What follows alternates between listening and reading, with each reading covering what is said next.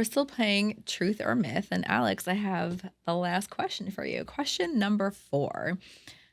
A good case speaks for itself. Truth or myth? That is a myth. Cases do not speak. Lawyers do. That's why it's important to have a lawyer who's experienced in personal injury to represent you when you are injured. Insurance companies vet the attorney of record. They say, who is this person being represented by? I want to know who that attorney is. And I actually worked on the defense for a little bit. And it's true. One of the first things they ask their attorneys is, who is this attorney? What is their experience? What are their stats? Do they take cases a verdict? Do they take the first offer? Do they push back? Are they a pit bull? Are they inexperienced? Motivated. Yeah. How motivated are they? Are they going to put up a fight? Are they going to be a pain or not? That all affects settlement values, especially early settlement offers. An example of that is, I had a case when I was on the defense side where the party who was hurt had good liability, meaning, there was negligence there. And the injured party had a good injury in that there was, a fracture. She hired an attorney who was very nice. Nice doesn't get you much in the legal world. You want experience. That attorney was more experienced in family law and I think was a family friend. That attorney had no experience or very little experience in personal injury litigation. And when we made our first offer, which is just a conversation opener for the most part, he or she asked, well, can you just get me a little more? And I was like, a little more? I said, I went back to my carrier and I said, this guy is willing to settle for not that much more than what our opening offer was. What I wanted to say was that first case that I was just speaking about where an attorney who was primarily practicing in family law took on a personal injury case as a favor to a friend, and it ended up settling for a lot lower than what the case was actually valued at, just because that was the kind of attorney I was dealing with on the other side, is that I could get away with that. And I made an offer and he accepted it. And it's one that I, in a million years, would have never taken for that kind of liability and that kind of injury. But that's the attorney who that plaintiff chose to represent them. Versus, I had another case when I was a defense attorney where liability was like so-so, it was iffy. The injury was less severe than the one I just spoke about, but it settled for almost 3 times what the other case settled for because the attorney on the other side was a very experienced personal injury attorney. They very pushed hard on discovery. They were very aggressive in their case. They've taken verdicts before. And just because of that kind of different mentality and approach and experience made the case more valuable. So it is a myth that a case speaks for itself. Lawyers speak and lawyers can help construct that story. They can help put that story into context and they can help not only put value to that story, but increase the value of that story just based on the story they can pull from the facts.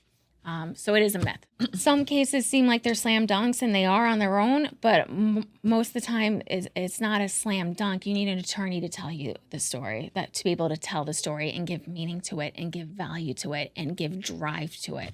What does, sometimes clients misconstrue a slam dunk case. Sometimes clients call you and they think they have a slam dunk case. How do you navigate that and communicate that with the client that, like you just said, a good case speaks for itself, it's a myth. How do you navigate that challenge with the clients who think automatically that they have a slam dunk case? And this happens all the time, and it's, doesn't come from any kind of not well-meaning place, but as your attorney, I'm your attorney. I'm not your friend. I'm not someone who's just going to sugarcoat things for you.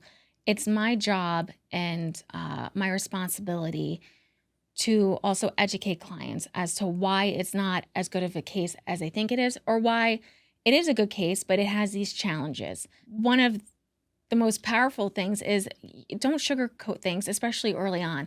I like to let clients know what the reality is. Yes, there's good injuries, but the liability is iffy. Or the liability is great, but your injuries aren't great. Or you got, good liability and good injuries, but here are the challenges that we need to deal with. It's very important for an attorney to not be your friend. We're not your friend. We are someone who, it's our responsibility to be upfront with you early on about expectations. A real life example of that is, oftentimes when we're talking about settlement and case value, um, I speak with the client about it, and I get them kind of, also what's, a comp. What is a comp of a comparison of what your injury is worth in this venue under these facts? So just like, if you're into real estate, you're looking at comps nearby. What do I list this house as? What does another 3-bedroom go for in Nassau County? What does another 4-bedroom in Erie County go for in this school district? And all those precise facts. One of my jobs is to provide and educate my client about how much the case is worth. To do that, I pull jury verdicts. What did juries award under these similar facts? What did an insurance carrier offer and another plaintiff take in another case? What did a jury say? Hey, good liability, but your damages are worth $0. Here's $0. It's important to educate, for the lawyer to not only know that, but to educate your client about that early on and when it's important. And I think also too, about like the navigation of like a slam dunk case. You can have a slam dunk injury, but like you were saying before, sometimes the liability might not be so slam dunk. Maybe there's an electrician that was hurt on the job, and there's 3 other people who may be responsible for their slam dunk injury, but they're pointing fingers at each other as to who is responsible for that injury. So it's really hard to say that any case is a slam dunk. Is that correct? Correct. That is totally correct. And another, misconception is a bigger insurance policy does not mean your case is worth more. Perfect. All right, Melanie, it's my turn to ask you some truth or myth questions. First one, truth or myth? Paralegals just do clerical work.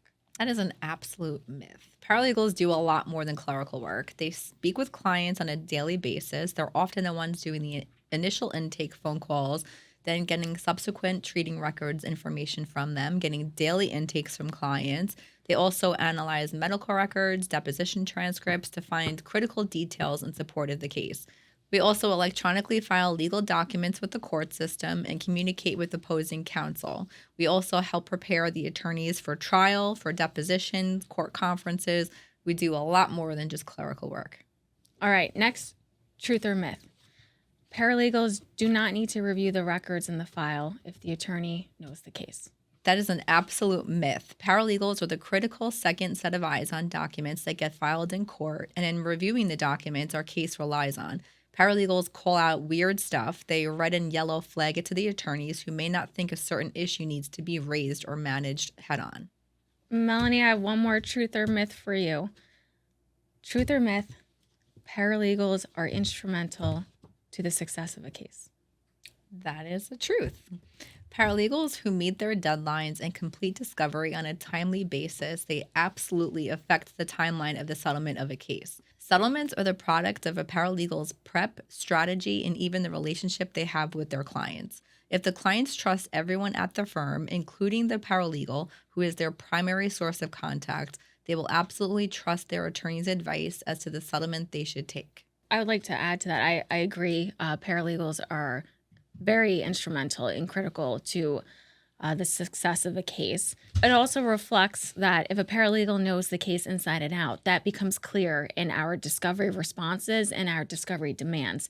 And if you're showing the other side that you know this case in and out and you know it better than they know it, that absolutely affects not only the timeline of the case and meeting deadlines and moving the case along, but it affects value because it shows them that you take this case seriously. This is, you run a tight ship, and they're not going to get away with anything lower than what the case is worth. And so the paralegals speak with the clients. We get their medical treatment. We get their updates. We request their medical records. We're the ones that have to follow up on their medical records. When the medical records come in, we analyze the records to make sure that all of our discovery documents outline everything that our client has been through. So that relationship with the clients is so important. We are the ones that get all the information from the clients as to who their treating doctors are, what their day-to-day life activity is, what their limitations are. We notify the attorneys about our conversations with the clients. We bring the medical records to the attention of our attorneys. That all gets done before their deposition, before trial. So everyone is on the same page. All right. Alex, was there a case that changed how you approach settlement or trial this year? There's one in particular that stands out. It's actually one of the first cases that we settled as a new firm, and it was, a landmark in that regard. But it also was a landmark because we tried something a little different. We started directly communicating with the insurance adjuster on the case, and instead of holding our cards tight to our chest, we said, let's try a different approach where we lay out for them exactly how we're going to present this case to the jury and then let them decide if they still want us to make that presentation to a jury and put their fate in the hands of 12 strangers. And lo and behold, we ordered the material that our client fell on at a construction site. We set it up exactly as the client testified at deposition it was set up when they encountered it. And then we took pictures of it and we explained directly to the insurance carrier, this is someone who's working in an office somewhere. This is not someone who is sitting at the deposition table. This is not someone who's at the construction site. So we're treating them exactly as we're treating the jury. So let's show them. We showed them exactly, matched all the facts up, all the pictures up, matched the real life material that we bought, and we showed them how it is that plaintiff's accident happened, why it happened, and why that is slam dunk on liability, and why a jury is going to agree with us and is going to disagree with them. And then they're open to a chance of a jury saying, really angering a jury and say, you're making me sit here for this, I'm going to award you even more money, as punishment. So we put a presentation together, send it to the carrier with the pictures that we took, lined it up with the record, and lo and behold, it settled at jury selection. And I think it's not a coincidence. I think putting in that hard work and, again, that extra homework, going the extra mile, really makes a difference in cases. And that was a team effort on everyone's part. The trial attorney who was assigned to the case came up with the idea to get the material, to take the pictures. The paralegals were behind the scenes putting the exhibits together to show to the insurance carrier. It was a full hands-on deck approach, and it was a good settlement. Yeah. And it went so well that, it's something we're doing on a lot of our cases, particularly our construction site cases, where we have plaintiffs who are getting hurt by falling material, by defective equipment, by materials improperly scattered on the floor or debris, things like that. There's value in putting your case together ahead of time, crafting that story for a jury, and then letting the insurance adjuster hear it first and let them then make an assessment as to whether they want you to tell that story to a jury or they want to pay you not to. Did any defense tactics this year stand out as being effective or ineffective? One of the biggest tactics is delay. Let's delay a case, because, amongst other factors, delaying a case makes a plaintiff, in the defense eyes, open to wanting to settle for a lower value just to get it, some closure on a case. That's why it's so important that we have paralegals who not only support the clients, but the cases by moving them along and moving them effectively. A defense tactic, I don't want to say that it worked because it just really angered me and motivated me even more.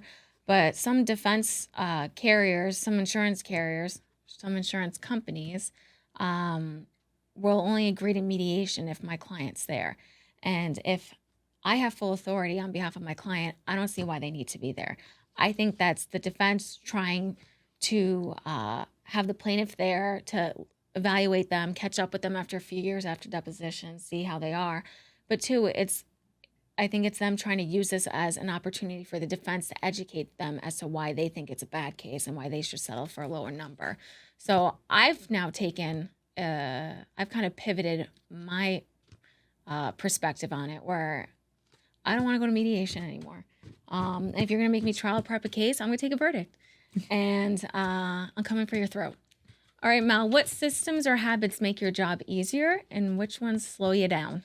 Well, I'm so excited because we were actually integrating with a new software program that makes my job a lot easier, because we're doing a lot of AI integration in our software program that helps us pull the information that might take me several hours to go through, such as medical records, identifying injuries of our clients, identifying in deposition transcripts the names of the doctors. Our software program is able to pull that information from us, which makes my life easier. What slows me down is emails. I get a ton of emails a day from clients, defense counsel, court communications, internal emails. So sometimes I find that challenging and that kind of slows down my production. But knowing how to manage your time is very effective. Let's get a little bit of this or that. All right, let's go. All right, let's do work edition. Coffee or tea? Coffee. Mondays off or Fridays off? Fridays. A messy desk or a clear desk? That's a hard one. I prefer a clean desk at my desk because it's sometimes a little chaotic, but I have a method to my madness. Because a lot of the attorneys I work for like to work with paper, so that doesn't give you a clean desk. Would you rather get an email or a phone call? Email. Night owl or early bird? Night owl. Interesting. I am not a morning person. Yet I have 2 kids, but Podcast or music in the car? podcast. Sometimes I like to listen to music like first thing in the morning. I'm like, let me just ease into my day. Big city or small town? Big city. Would you rather take a road trip or fly? Fly. Camping or glamping? Glamping. Oh God, glamping. Once upon a time, we went to a place called Tobermory, Canada. Oh, yeah. It was basically glamping. It was. Yeah, it really was. That goes into solo or group? Solo or group? Solo? Oh, Travel solo or group? Oh, group. Planner or spontaneous? That's a hard one because I like to plan, but I like to pretend that I like to go with the flow. Yeah. I like to go with the flow when there's a plan. That's what I like.